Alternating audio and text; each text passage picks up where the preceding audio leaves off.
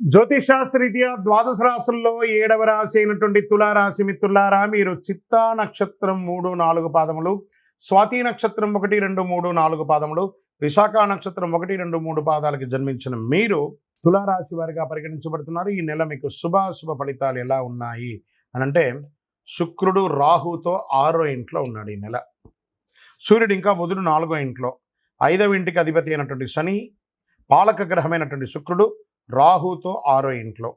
చాలా రోజులుగా మీరు ఎదురు చూస్తున్నటువంటి ఆ శుభ సమయం తులారాశి వారికి ఆసనమైపోయింది. సమాజంలో గణనీయమైనటువంటి పేరు ప్రఖ్యాతులు పెరుగుతుంది.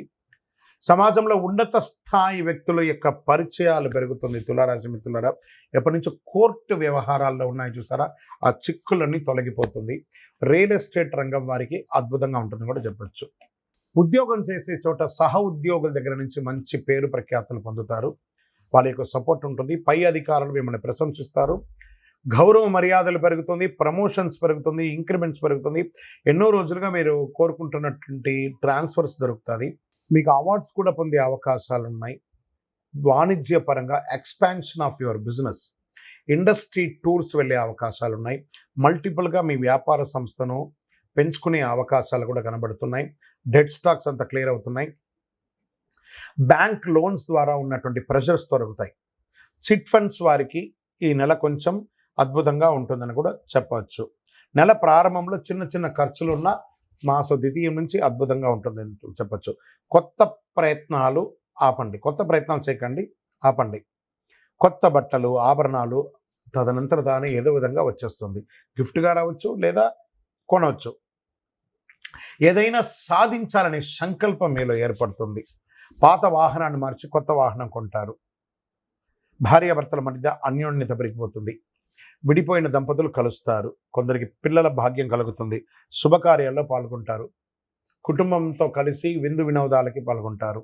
సమాజంలో మీ పట్ల గౌరవం పెరుగుతుంది. ఒక అడుగు ముందుకు వేస్తారు. తండ్రి వైపు బంధువుల నుంచి వచ్చే ఆస్తులు కలిసి వచ్చే అవకాశాలు ఉన్నాయి. నెల చివరిలో సోదరుల ద్వారా కూడా కాస్త లాభం వచ్చే అవకాశాలు ఉన్నాయి. మహిళలకి అనేక విధాలుగా పురోగతిని కూడా చెప్పచ్చు. ఉద్యోగం చేసే మహిళలకి, వ్యాపారం చేసే మహిళలకి మంచి సమయం కూడా చెప్పచ్చు. పెరుగుదల కూడా ఉంటుంది. ఆరోగ్య సమస్యలు, ఒక విధమైనటువంటి ఖర్చు పెరుగుతుందని కూడా చెప్పచ్చు. విద్యార్థులకి ఇది చాలా బాగుంటుంది. రాజకీయ నాయకులకి ఇది యోగకాలం. షేర్ మార్కెట్ అద్భుతంగా ఉందని చెప్పచ్చు. వ్యవసాయం బాగా ఉంది. మీడియా రంగం వారికి చాలా బాగుంది. ఐటీ రంగం వారికి బాగుంది. రీసెర్చ్ రంగంలో ఉన్న వాళ్ళకి, స్పోర్ట్స్ రంగంలో ఉన్న వాళ్ళకి, సర్వీస్ సెక్టార్లో ఉండడానికి, police department, defence, doctors, advocate, వీళ్ళందరికీ కూడా చాలా బాగుంటుందని కూడా చెప్పచ్చు. నూతన ఉద్యోగం కోసం ప్రయత్నం చేసే వాళ్ళకి ఇది ఒక యోగం చెప్పచ్చు. ఓవరాల్ తులారాశి వాళ్ళకి ఫిబ్రవరి 2025 అద్భుతం అని కూడా చెప్పచ్చు. శుభదినాలు 1, 3, 9, 12 అని చెప్పచ్చు. అదృష్ట సంఖ్య 3, 7, 9. చంద్రాష్టం బాగున్నప్పుడు కూడా కొంచెం బ్రేక్ ఉండాలి కదా. చంద్రాష్టమ దినాలు అనుకుంటే ఫిబ్రవరి 6వ తారీఖున సాయంత్రం నుండి 8వ తారీఖున రాత్రి వరకు చంద్రాష్టం ఉంటుంది. కాబట్టి 2.5 రోజులు జాగ్రత్తగా ఉండండి. సంతకం పెట్టేటప్పుడు, ఇతరులతో మాట్లాడేటప్పుడు, వాహనం నడిపేటప్పుడు జాగ్రత్త. సరే, ఏమైనా పూజించాలా దేవుని అంటే 100% పూజించాలి కదా. శివుని ప్రార్థన చేయండి. శివరాత్రికి ఈరోజు చక్కగా ప్రదోష సమయంలో అభిషేకం చేయండి. ఆంజనేయ స్వామి వారికి ప్రార్థన చేయండి.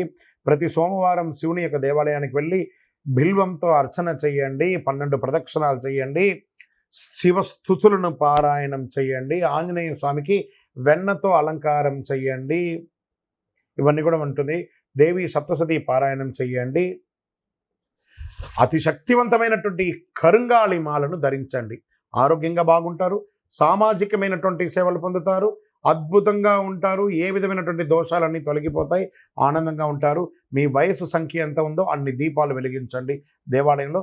మీ యొక్క వ్యక్తిగత జాతకం తెలుసుకోవడానికి కింద కనబడుతున్న నంబర్కి మీ పేరు, date of birth, time of birth, place of birth WhatsApp పెట్టండి. కాల్ చేయకండి.